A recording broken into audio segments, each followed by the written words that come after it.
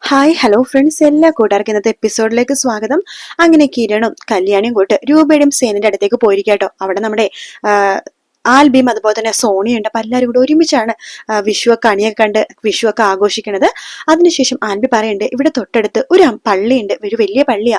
ആ പള്ളിയിലേക്ക് ഞാനും സോണിയും കൂടി ഒന്ന് പോകുവാട്ടോ അച്ഛ എന്ന് പറയുമ്പോഴേക്കും നമ്മുടെ കിരൺ പറയണ്ട, ആഹാ എങ്കിൽ നിങ്ങൾ മാത്രം പോകണ്ട, ഞങ്ങളും കൂടി വരാം എന്ന് പറയുമ്പോൾ സോണി പറയണ്ട, വേണ്ട വേണ്ട വേണ്ട, ഇപ്പൊ ഞങ്ങൾ മാത്രം പോയിക്കോളാം, നിങ്ങൾ ഇവിടെ തന്നെ നിന്നാ മതി, ചേട്ടൻ കുറച്ചു നാളത്തേക്ക് പുറത്തൊന്നും ഇറങ്ങരുത് എന്ന് പറയുമ്പോൾ കിരൺ പറയണ്ട, ഹോ ഇത് വല്ലാത്തൊരു കഷ്ടമാണ്, ഈ പുറത്തിറങ്ങാതെ ഇങ്ങനെ ഇരിക്കുന്ന അവസ്ഥ അത് പറഞ്ഞാൽ പോലും മനസ്സിലാവില്ല, ഇനി എപ്പോഴാണോ ഈ അവസ്ഥ ഒന്ന് മാറണത് എന്ന് പറയുമ്പോഴേക്കും കല്യാണി പറയണ്ട്, ഒരു കണക്കിന് കേട്ടൻ കുറച്ചുനാൾ അകത്തിരിക്കണേന് നല്ലത്, പുറത്തിറങ്ങാതെ കുറച്ചുനാൾ അകത്തിരിക്കുകേട്ട എന്ന് പറയുമ്പോൾ രൂപയും പറയണ്ട്, അത് ശരിയാ എന്ന് പറയണം. അപ്പോഴേക്കും ചന്ദ്രസേന അപ്പുറത്തേക്ക് പോകുന്നുണ്ട് കേട്ടോ.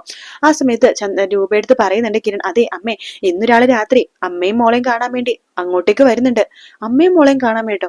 അതേന്നെ, അമ്മയുടെ പ്രിയപ്പെട്ട വരുന്നുണ്ടെന്ന്, ഭാര്യനെയും മകളെയും കാണാൻ വേണ്ടി വീട്ടിലേക്ക് അർദ്ധരാത്രി കഴിയുമ്പോഴേക്കും വരുന്നുണ്ട്. ദേ ഈ കാര്യം നിന്റെ അച്ഛനോടൊന്നും പറയില്ലേ കേട്ടോ, അയാളെ ഇല്ലാതാക്കാൻ വേണ്ടി നിൽക്കുക നിന്റെ അച്ഛൻ, അതുകൊണ്ട് ഈ കാര്യം എന്തായാലും അദ്ദേഹത്തോട് പറയില്ലേ എന്ന് രൂപ പറയുമ്പോ, ഇല്ലമ്മേ ഞാൻ അച്ഛനോട് ഒന്നും തന്നെ പറയില്ല, പക്ഷെ ഞാൻ പോകുന്നുണ്ട് അയാളൊന്ന് കാണാനായിട്ട്.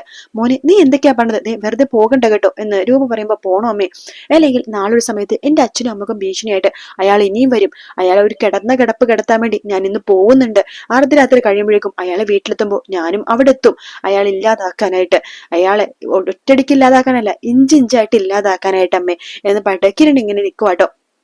പിന്നീട് കാണിക്കുന്ന മനോഹരനെയാണ്.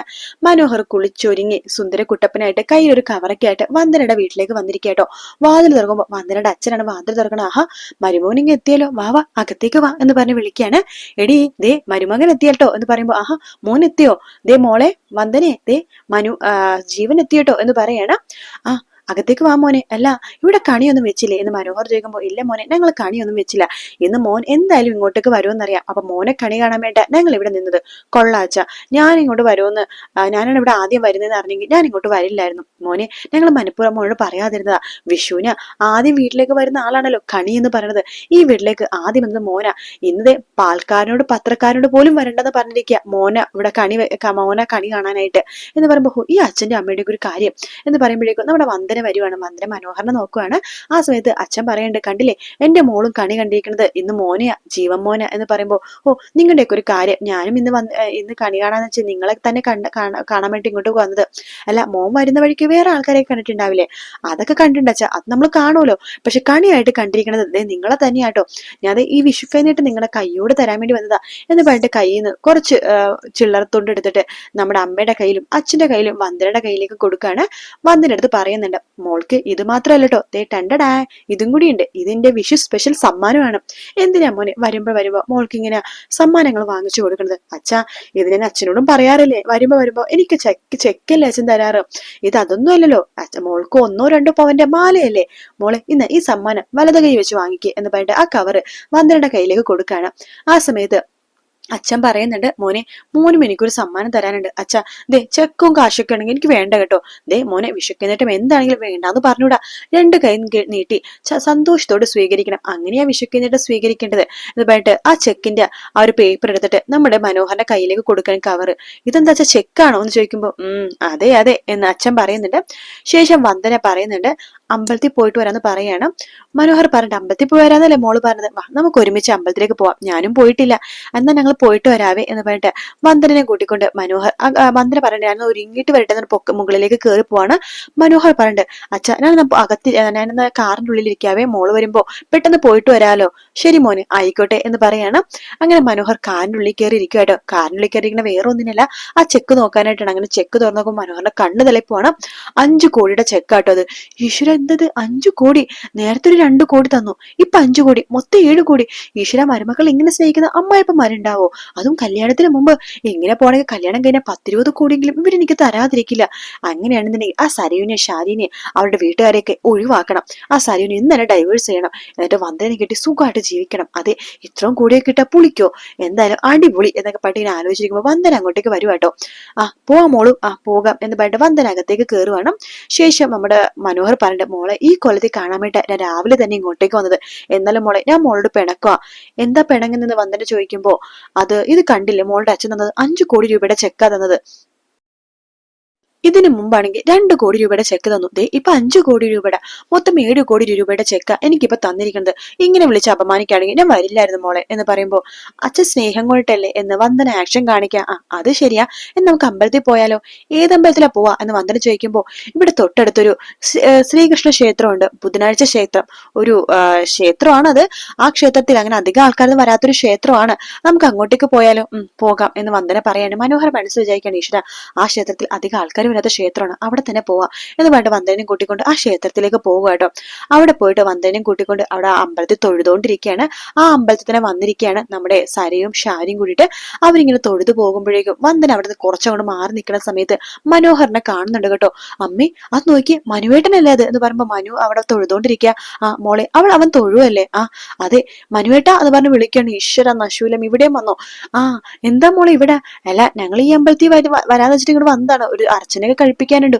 ഓ മനുവേട്ടൻ എന്താ ഇവിടെ? അതോ ഇന്ന് വലിയൊരു ഡീല് നടക്കുന്നുണ്ട് മോളെ. അപ്പൊ എനിക്ക് പെട്ടെന്നൊരു ഉൾവിളി, ഭഗവാനെ പ്രാർത്ഥിക്കണമെന്ന്, അതുകൊണ്ട് ഇങ്ങോട്ടേക്ക് വന്നതാ. പക്ഷെ എന്നാലും മോൾ ഇങ്ങോട്ടേക്ക് വന്നല്ലോ, അതാണ് നമ്മുടെ മനപ്പൊരുത്തം. ഞാൻ വന്ന അമ്പലത്തിൽ മോളും വന്നു. എന്തായാലും മോളെ ഈ അമ്പലത്തിൽ വെച്ച് കാണാൻ പറ്റില്ലോ, നന്നായി എന്ന് പറയാണ്. അല്ല മനുവേട്ട അത് നമുക്ക് ഒരുമിച്ച് വീട്ടിലേക്ക് പോയാലോ? അയ്യോ വേണ്ട മോളു, എനിക്കിവിടെ നേരെ ബിസിനസ് മീറ്റിംഗ് നടക്കുന്ന സ്ഥലത്തേക്കാ പോകാനുള്ളത്.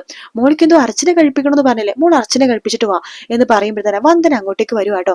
വന്ദന പെട്ടെന്ന് ഇവരെങ്ങനെ കാണുന്നുണ്ട്. ഈശ്വര ഇവരെല്ലാവരും ഒരുമിച്ചുണ്ടല്ലോ, ഞാനിപ്പോ അങ്ങോട്ടേക്ക് പോയി കഴിഞ്ഞാൽ എല്ലാം കൊളോ, എനിക്കും എന്റെ ഫ്രണ്ട്സിനും നല്ല നല്ല കാഴ്ചകൾ കാണാൻ പറ്റില്ല, അതുകൊണ്ട് ഇവിടെ ഒളിച്ചു നിൽക്കാം എന്ന് പറഞ്ഞിട്ട് നമ്മുടെ വരുൺ ഒരു മൂലക്ക് തന്നെ അവരെ കണ്ടുകൊണ്ട് മൂലക്ക് തന്നെ മാറി നിൽക്കുക കേട്ടോ. അങ്ങനെ മനോഹർ പറഞ്ഞു, മോളൊന്ന് അർച്ചന കഴിപ്പിച്ചിട്ട് വാ എന്ന് പറഞ്ഞിട്ട് അവിടെ നിന്ന് അങ്ങോട്ട് മാറി നിൽക്കുമ്പോ പൂജാരി മനോഹരോട് ചോദിക്കണ്ടേ, അല്ല നിങ്ങൾക്ക് എന്താ ഒരു വെപ്രാളമോ? ഏയ് ഒന്നുമില്ല എന്ന് പറഞ്ഞിട്ട് വേഗം തന്നെ പോക്കറ്റിൽ നിന്ന് 500 എടുത്തിട്ട് പൂജാരിക്ക് കൊടുക്കാട്ടോ. ഇപ്പൊ വെപ്രാളമൊക്കെ മാറിയില്ലേ, എന്നാ ഐശ്വര്യമായിട്ട് പൂജ നടത്താ എന്ന് പറയാണ്. അതായത് പൂജാരി പ്രസാദം നമ്മുടെ മനോഹറിന്റെ കയ്യിലേക്ക് കൊടുക്കാണ്. മനോഹർ അത് മേടിച്ചിട്ട് സരുവിന്റെ അടുത്തേക്ക് പോകുന്നുണ്ട്. മോളെ ഞാൻ അർച്ചന കഴിപ്പിച്ചു, ഇന്നാ പ്രസാദം. ഇത്ര പെട്ടെന്ന് കഴിപ്പിച്ചോ? ഞാനിവിടെ പറഞ്ഞിരുന്നു, എന്നാ ഞാനും കൂടി അർച്ചന കഴിപ്പിച്ചിട്ട് വരാവേ മോളെ എന്ന് പറയുമ്പോഴേക്കും ഷാരിയുടെ അടുത്തേക്ക് മനോഹർ ഇങ്ങനെ പറയുന്നുണ്ട്, കൊണ്ടുപോയില്ല എത്രയും പെട്ടെന്ന് കൊണ്ടുപോകുന്ന ഇങ്ങനെ പറയണം. ഷാരി പറയണ്ട, മോളെ ഒരു വീട്ടിൽ നിന്ന് ഒരു പ്രാവശ്യം അർച്ചന കഴിപ്പിക്കാൻ പാടുള്ളൂ. അങ്ങനെയൊക്കെ ഉണ്ടോ അമ്മേ? അങ്ങനെയൊക്കെ ഉണ്ടെന്നേ. മോളൊരു കാര്യം ചെയ്യും, എന്തായാലും മോൻ കഴിപ്പിച്ചില്ലേ, നമുക്ക് വീട്ടിലേക്ക് പോവാം. മനുവേട്ടൻ വരുന്നില്ലേ? ഇല്ല മോളൂ, ഞാൻ ബിസിനസ് മീറ്റിംഗ് ഒക്കെ കഴിഞ്ഞിട്ട് വരാട്ടോ എന്ന് പറയാണ്. അങ്ങനെ ഷാരി സരുവിനെയും കൂട്ടിക്കൊണ്ട് അവിടെ നിന്ന് പോവുകയാണ്. ഷാരി ആണെങ്കിൽ മനസ്സിൽ വിചാരിക്കണം, ഈശ്വര ഇവൻ മുടിഞ്ഞു പോണേ, പഴുതാര എഴണ പോലെ ഇവൻ എഴയണേ എന്നൊക്കെ പറഞ്ഞിട്ട് അവിടെ നിന്ന് അങ്ങോട്ട് പോകുവാട്ടോ ഷാരിയും സരിയും കൂടി. അതിനുശേഷം മനോഹർ വേഗം അമ്പലത്തിലേക്ക് പോവാണ്. വന്ദന അങ്ങോട്ടേക്ക് വരുന്നുണ്ട്. ആരാ അതെന്ന് ചോദിക്കുമ്പോ, ഒന്നും പറയണ്ട മോളൂ, എന്റെ ഒരു അമ്മായി ഉണ്ടല്ലോ ഷാരി, ഞാൻ പറഞ്ഞില്ലേ അവരുടെ മോള് സരിയു എന്നെ കെട്ടിയാമെന്ന് പുറകെ നടക്കുക. അവളിവിടെ വെച്ച് കണ്ടിരുന്നു, ഞാൻ അവരെ മാറി നിൽക്കുക എന്ന് പറയാണ്. എന്നെ കണ്ടതിനാലേ പിന്നെ എന്നെ വിടില്ല. എനിക്ക് ഒരുപാട് അമ്മാവനും അമ്മായിയൊക്കെ ഉണ്ട് മോളെ, അവർക്ക് പെൺമക്കളും ഉണ്ട്, അവരൊക്കെ എന്നെ മതി എന്ന് പറഞ്ഞിട്ട് ഇരിക്കുക. അതുകൊണ്ട് മോളുടെ കാര്യമൊക്കെ അറിഞ്ഞാലേ അവർ കല്യാണം മുടക്കും, അതുകൊണ്ട് അവരെ കാണാതെ ഞാൻ മാറി മറിഞ്ഞു നിൽക്കുക എന്ന് പറയാണ്. ആ സമയത്ത് വന്ദന ഇങ്ങനെ മനസ്സിൽ വിചാരിക്കണം, എടാ കള്ള പെരും കള്ള, നീ മുടിഞ്ഞു പോടാ എന്നൊക്കെ ഇങ്ങനെ വരുൺ ഇങ്ങനെ മനസ്സിൽ വിചാരിക്കുന്നു കേട്ടോ. എങ്കിൽ നമുക്ക് പോയാലോ മോളും? പോകാം എന്ന് വരുൺ ഇങ്ങനെ പറയുന്ന സമയത്ത് തന്നെ നമ്മുടെ മനോഹർ തിരിഞ്ഞു നോക്കുമ്പോഴേക്കും കല്യാണിയും ജുബാനയും അതുപോലെ തന്നെ നമ്മുടെ നിശയൊക്കെ കൂട്ടിക്കൊണ്ട് അമ്പലത്തിലേക്ക് വരുമ്പോഴേക്കും മനോഹർ ആകെ ഞെട്ടിപ്പോട്ടോ. ഒരു വശത്ത് കല്യാണി, മറുവശത്ത് വന്ദന, രണ്ടുപേരോട് ഒരുമിച്ച് കാണുമല്ലോ ഈശ്വര എന്ന് പറഞ്ഞിട്ട് മനോഹർ ഇങ്ങനെ വായം പൊളിച്ചിരിക്കുന്ന ഭാഗത്തോട് കൂടിയിട്ടാണ് എപ്പിസോഡ് തീരുന്നത്. വീഡിയോ ഇഷ്ടപ്പെടുകയാണെങ്കിൽ ലൈക്ക് ചെയ്യാനും സബ്സ്ക്രൈബ് ചെയ്യാനും കമന്റ് ചെയ്യാനും മറക്കല്ലേ. മറ്റൊരു വീഡിയോ ആയിട്ട് കാണാം. Take care, bye bye.